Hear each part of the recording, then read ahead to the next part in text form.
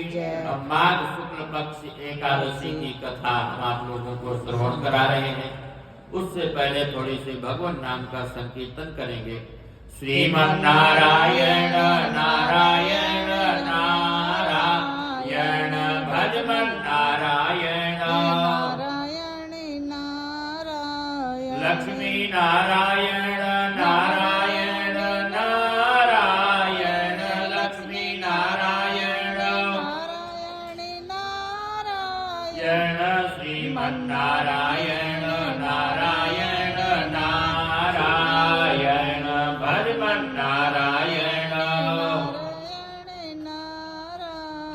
बोलो लक्ष्मी नारायण भगवान की जय। भगवान श्री कृष्ण कहते हैं कि हे राजन, माघ मास के कृष्ण पक्ष शुक्ल पक्ष की एकादशी का नाम जया है। इसका व्रत करने से प्राणियों की सर्वत्र जय और विजय होती है। इस एकादशी के व्रत से मनुष्य भूत प्रेत पिशाच आदि की योनियों से छूट जाता है। अतः इस एकादशी के व्रत को विधि पूर्वक करना चाहिए। हे राजन, मैं एक पौराणिक कथा सुनाता हूँ, उसे सुने। एक समय इंद्र जो है स्वर्ग लोक में राज्य करता था। वहाँ अमृत का पान कर नंदन वन में अप्सराओं के साथ आनंद पूर्वक जो है इंद्र क्रीड़ा कर रहा था। आनंद पूर्वक जो है रमण कर रहा था। एक समय इंद्र अपनी इच्छा अनुसार अप्सराओं के साथ रमण कर रहा था। उस जगह गंधर्व गान कर रहे थे। वहां गंधर्वों में प्रसिद्ध पुष्पदत्त तथा उसकी लड़की चित्रसेन की स्त्री मलिन, ये सब थे। उस जगह मलिन का लड़का पुष्पवान और उसका लड़का माल्यवान था। उस समय पुष्पवती नामक एक गंधर्व लड़की माल्यवान को देख करके मोहित हो गई और वह काम बाण से चलायमान होने लगी। उसने अपने रूप सौंदर्य हाव भाव आदि के द्वारा माल्यवान को वश में कर लिया। हे राजर्षि, वह पुष्पवती अत्यंत सुंदर थी।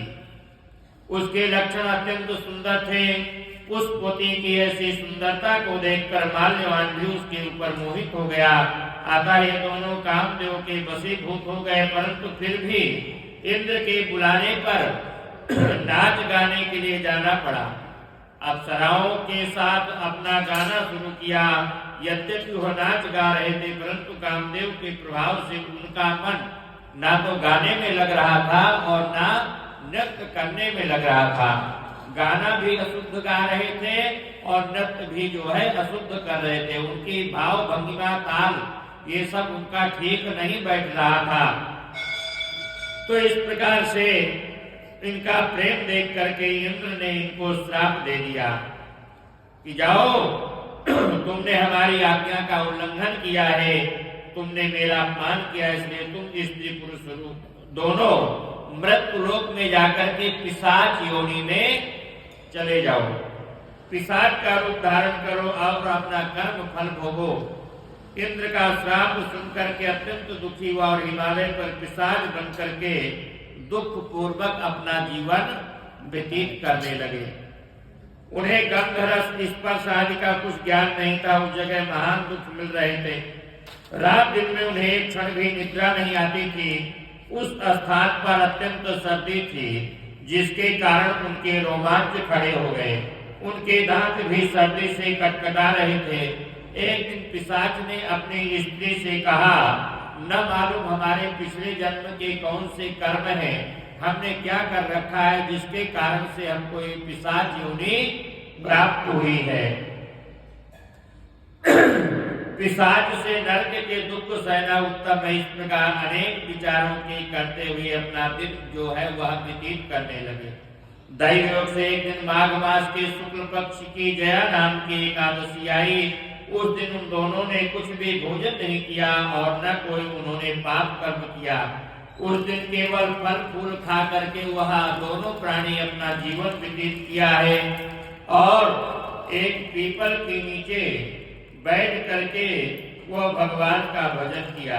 उस समय सूर्य नारायण अस्ताचल जा रहे थे।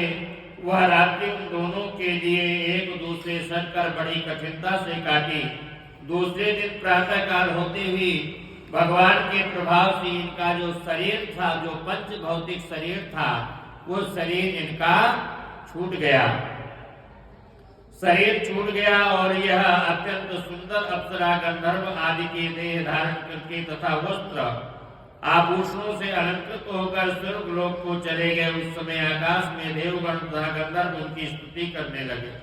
नागलोक में जाकर इन दोनों देवराज इंद्र को प्रणाम किया है। इंद्र को भी इनका अपना प्रथम रूप देख करके महान आश्चर्य हुआ और इनसे पूछने लगे कि तुमने अपनी पिशाच योनि से मुक्ति को कैसे प्राप्त किया? पिशाच योनि का जो तुम्हारा शरीर था कैसे छूटा?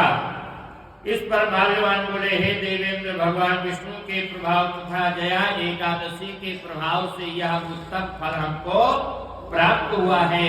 हम पिशाच योनि से मुक्त हुए हैं। पिशाच रूपी शरीर को हमने त्याग करके अपने उत्तम शरीर को हमने प्राप्त किया है। ये भगवान की विष्णु की कृपा है और जया एकादशी की महान कृपा है। इंद्र बोले, हे माल्यवान, एकादशी व्रत करने से तथा विष्णु के प्रभाव से तुम लोग पिशाच की देह को छोड़कर पवित्र हो गए और हम लोगों के भी वंदनीय हो गए, क्योंकि शिव तथा विष्णु भक्त हम लोगों की वंदना करने योग्य हैं। अतः आप धन्य हैं, धन्य हैं। अब तुम पुष्पवती के साथ जाकर के विहार करो। पुष्पवती तुम्हारी पत्नी है, उसके साथ जाकर के अपना विहार करो। हे युधिष्ठिर, इस जया एकादशी के व्रत करने से समस्त कुयोनि नष्ट हो जाती है। भूत प्रेत पिशाच ऊपरी बाधाएं ये सब जो है जया एकादशी के प्रभाव से नष्ट हो जाती हैं। संतानहीनों को संतान प्राप्त होती है।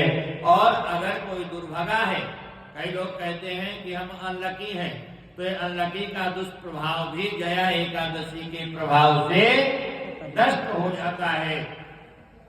जिस मनुष्य ने इस एकादशी का व्रत किया है उसने मानो सब तप यज्ञ दान किए। जो मनुष्य भक्ति पूर्वक जया एकादशी का व्रत करते हैं वह अवश्य ही 1000 वर्ष तक स्वर्ग लोक में निवास करते हैं। इस प्रकार से यह जया एकादशी का व्रत प्राणियों को अवश्य ही करना चाहिए। इस एकादशी के प्रभाव से प्राणियों को सारी मनोकामनाएं पूर्ण होती है, भगवान की कृपा होती है, उत्तम गति उसको प्राप्त होती है। बोलो एकादशी महात्मा की जय। श्रीमन्नारायण नारायण नारायण भजमन नारायण नारायण नारायण। बोलो लक्ष्मी नारायण भगवान।